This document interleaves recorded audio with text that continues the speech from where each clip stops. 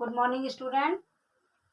Standard 8 history chapter 3 का मैं आपको आज नया चैप्टर पढ़ा रही हूँ। इसमें से मैं आपको रेगुलेटिंग एक्ट, फिफ्थ एक्ट पढ़ा चुकी हूँ। आज मैं आपको charter act, civil service, police, army ये टॉपिक पढ़ाऊंगी। First, the charter act.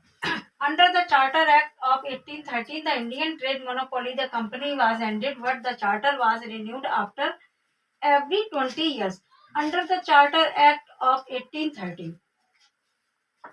Charter 1813 में चार्टर एक्ट के तहत the Indian trade monopoly of the company was ended. Indian trade monopoly of the company was ended, जो भारतीय व्यापार पर company की मोनोपोली मीन्स एकाधिकार, जो कंपनी ने अपना भारतीय व्यापार पर एकाधिकार कर लिया था, वाज एंडेड, वो खत्म हो गया। But the charter was renewed after every 20 years। Thus the charter opened the Indian trade to all British merchants। और इस तरह से चार्टर ने सभी ब्रिटिश व्यापारियों के लिए एक नया भारतीय व्यापार खोला। Thus the charter opened the Indian trade, एक भारतीय व्यापार सभी ब्रिटिश व्यापारियों के लिए खोल दिया। The act clearly upheld the British Queen sovereignty over the company's territories in India।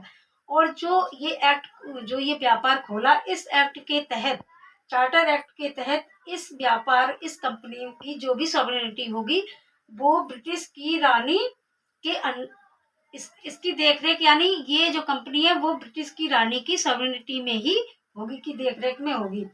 It also recognise British moral responsibility by introducing just the human laws which were to affect a social legislation later।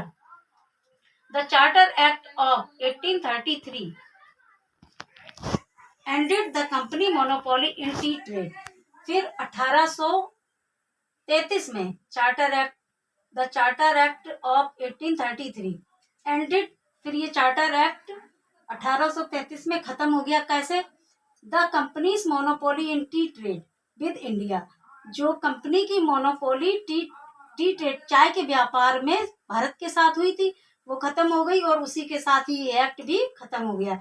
And general trade with China, और China के साथ इनका general trade start हो गया। Now civil service. The credit of introducing civil service in India goes to Lord Cornwallis. जो civil service अपने India में है, उसका क्रेडिट किसको जाता है? उसका क्रेडिट लॉर्ड कॉर्नवालिस को जाता है। ही separated the commercial and revenue branch of administration. उन्होंने जो राजस्व कर और कमर्शियल का एक साथ मिश्रण था, उन दोनों को सेपरेट कर दिया, सारी ब्रांचें अलग अलग कर दी। Banded to acceptance of present by the administrative officials and instead arrange the payment of handsome salaries to them। Attractive salaries and power attached to civil service। Attractive, अच्छी सैलरी और power attach to civil service. Civil service में अच्छी power और अच्छी salaries attach की गई। Attracted a number of men from British aristocratic families।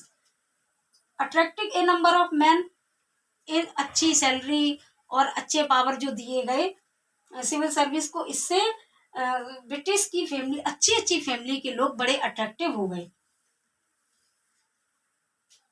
Initially, only people nominated by the directors of the company could enter civil service, which meant that the important British families dominated civil service। और इस तरह से ये civil service अपने India में आई। Now police. Lord Cornwallis organised a permanent police force in India. जो अपने इंडिया में पुलिस है, पुलिस को आप लोग जानते हो, उसका इंट्रोडक्शन, उसको ऑर्गेनाइज किसने किया था? कॉर्नवालिस ने ही। Lord Cornwallis organized a permanent police force in India। In 1791, a superintendent of police for Calcutta was appointed। 1791 में कलकत्ता में सबसे पहले पुलिस सुपरिटेंडेंट ऑफ पुलिस नियुक्त किया गया। And then cities were placed under the charge of कोतवाल, और जो शहर थे, and the cities were placed under the charge of कोतवाल, और जो शहर थे शहर का प्रशासन कोतवाल के अंडर में आया, यानी शहर के लिए कोतवाल। और कलकत्ता में जो सुप्रिंटेंडेंट ऑफ पुलिस नियुक्त हुआ था वो 1791 में सबसे पहले हुआ था। दरोगास वर इंचार्ज ऑफ थाने में जो इंचार्ज होता था वो दरोगा होता था। दरोगास वर इंचार्ज ऑफ थानास और sub division of the district. The hereditary village policeman become the chowkidar, जो गांव वाले होते थे उन्हीं में से एक चौकीदार चुना जाता था। Through the police was important for maintaining law and order. इस तरह से पुलिस बहुत ही पूरे गांव को, पूरे शहरों को वहां का लॉ मेंटेन करने के लिए जिम्मेदार होती थी। Now army by the time of conquest of India was completed, the number of Indian soldiers recruited had gone up to under the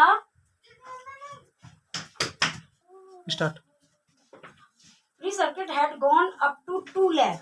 The army raised by the company was loyal and disciplined, unlike the armies of the Indian rulers, which were unruly and ill-paid. The company sepoys were trained in the use of latest arm. मैंने आपको ये chapter complete कर दिया है। अगले video में मैं आपको इसकी एक्सरसाइज करवाऊंगी।